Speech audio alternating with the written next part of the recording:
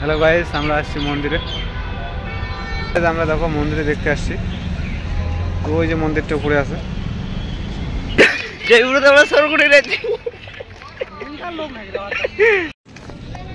Hello guys, খেলাধুলা চলছে এখানে। আরে এত সুন্দর একটা জায়গা। ফাইনালি আবার যেতে হচ্ছে জয়পুরে। যত টাকা ছিল সব শেষ। দেখতে দেখতে 1.5 মাস কীভাবে কেটে গেলো বুঝতে পারলাম না। বাড়িতে সবারই মনটা খারাপ, আমারও মনটা খারাপ। জয়পুরে যেতে হচ্ছে আবার। কী করবো, কিছু করার মতো নেই, জীবনে তো কিছু করতে পারলাম না। তাই জয়পুরে গিয়ে কিছু টাকা কামাই করতে হবে, ঘরটা করতে হবে। যাই হোক, তোমরা ভিডিওটি পুরো দেখো। আমরা জয়পুরে কত কত ঘুরলাম, কীভাবে ঘুরলাম তোমাদের শর্টকাটে দেখাচ্ছি। তোমরা ভিডিওটি ভালো লাগলে লাইক শেয়ার সাবস্ক্রাইব করে দাও, বন্ধুদের সাথে শেয়ার করো। তারপরে ধীরে ধীরে আমরা স্টেশনে এসে পৌঁছালাম। দুজনে দাঁড়িয়ে আছি, ট্রেন কখন আসবে দেখছিলাম, বোর্ডের দিকে তাকিয়ে আছি কখন আসবে। তারপরে আমরা ধীরে ধীরে গাড়িটা এসে গেলো, আমরা বসে পড়লাম, আমাদের সিট পেয়ে গেছি। কিন্তু ভাইস্তে আর আমার সিট একসাথে পড়ছে। যাই হোক, আমি 1 মাস আগে টিকিট কাটছি, ও মাত্র 10 দিন আগে কাটার পরেও কনফার্ম হয়েছে টিকিট। একসাথে পাশাপাশি পড়েছে সিট, খুবই ভালো লাগছে। দুজনে একসাথে যাব, তো খুবই ভালো লাগছে। আমি ভাবতে পারিনি যে একসাথে পড়বে, একই জায়গায় সিটও পড়বে। ও তো অনেক পরে টিকিট কাটছিল আমার। তো যাই হোক, ও সকালে উঠে চা খাইলো, আমি চা খাই নাই। তো আমি চা খাই না অ্যাকচুয়ালি। তারপরে আমরা গাড়ি থেকে নেমে ওলা বুক করলাম, র্যাপিডো। মানে আমাদের এমন ঠকালো র্যাপিডো, কোন দিক দিয়ে যে নিয়ে গেলো তার কোনো ঠিক নাই। ঠিক আছে, এটা মানে সবথেকে বড় ভুল। আমরা ঠিক করেছিলাম গাড়ি মাত্র 150 টাকায়, সেই জায়গায় আমাদের 220 টাকা নিল। তারপর গাড়ির ড্রাইভারের সঙ্গে অনেক তর্ক করলাম, কিন্তু ড্রাইভার মানলো না। তোমরা এটা একটু খেয়াল রাখবে, যখন র্যাপিডো বুক করবে তোমরা একটু সতর্ক থাকবে, যাতে যেদিক দিয়ে বুক করছিল ওই দিক রাস্তা দিয়ে নিয়ে যায়। তারপর আমরা রুমে এসে খাওয়া দাওয়া করলাম, খাওয়া দাওয়া করে ঘুরতে গেলাম। তারপরে প্ল্যান করলো যে ঘুরতে যাবে আজকে ঘুরতে যাবে, বিল্লা আমাদের দেখতে যাবে। আমাদের বললো চল যাই, তোরাও সারাদিন খালি কাজই করিস, চল আজকে একটু ঘুরতে যাই। প্রথম দিন ঘুরতে গেলাম, ট্রাফিক জ্যামে ফেসে গেছি। তারপরে ট্রাফিক জ্যাম আউট হয়ে গেলো। তারপরে আমরা গেলাম, বিল্লা মন্দির দেখা যাচ্ছে, তোমরা দেখতে পাচ্ছ। গিয়ে দেখি যে বিল্লা মন্দির গেট বন্ধ। তাই আমরা বিল্লা মন্দির পাশে ছিল আরও কিছু মন্দির, যেখানে ছিল গণেশ মন্দির, হনুমান মন্দির, সেখানে গেলাম। সেখানে গিয়ে একটু ফটো উঠলাম। ভিতরে কিছু তোমাদের দৃশ্য দেখাতে পারছি না, কারণ যদি কেউ ধাওয়া দেয় তার ভয়ে। এইটা দেখতে পাচ্ছি, এটা হচ্ছে গণেশ মন্দির সামনেরটা। তারপরে আমরা এদিকে একটু ফটো উঠলাম। ভাই একটা স্লো মোশনের ভিডিও করলো। ভিডিওটা করতে গিয়ে অনেক লোক সামনের দিকে আসা যাওয়া করছিল, কিন্তু ভিডিওটা ভালো ক্লিয়ার হচ্ছিল না। তারপর অনেকক্ষণ অপেক্ষা করার পর ভিডিওটা কমপ্লিট করলাম। তোমরা দেখতে পাচ্ছ, ভিডিওটা দেখে নাও।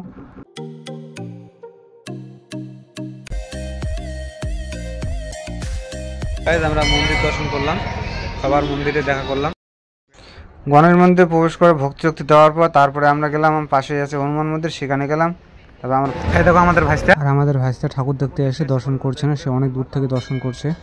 তো যাই হোক, আমরা ভিতরের দৃশ্যগুলো দেখাতে পারছি না, যদি কেউ ধাওয়া দেয় তার ভয়ে। তো আমাদের ছিল মেন উদ্দেশ্য বিল্লা মন্দির দর্শন, কিন্তু সেটা হলো না মনে হয়। হ্যালো গাইজ, আমরা দেখো মন্দিরে দেখতে আসছি। ওই যে মন্দিরটা উপরে আছে, তো ওটা দেখার আমাদের ভাগ্য মনে হয় নাই। যাই হোক, দেখা যাক কী হয়। कितने बजे खुलता है भाई पता है? 3:30 बजे खुलेगा। 3:30 बजे सर बता रहे कि 3:30 बजे के बाद ही खुलेगा। मतलब सारे बंद ছিল 3:30 পরে খুলবে। দেখা যাক কি হয়। গণেশ মন্দির না গাদা, গণেশ মন্দির বাইরে শিব মন্দির উপরে দেখো, ওই যে পাহাড়টা আছে, গণেশ মন্দির ওই যে উপরে দেখতে পাচ্ছ তোমরা। তো আমরা এখানে চড়বো আগামী কয়েক বছর পর। গেট না খোলে আমরা অনেকক্ষণ টাইম পাস করলাম, ফটো উঠলাম, ভিডিও করলাম, স্লো মোশন ভিডিও করছি আমি। হ্যালো গাইস, আমাদের অ্যালবাম চলছে শুটিং।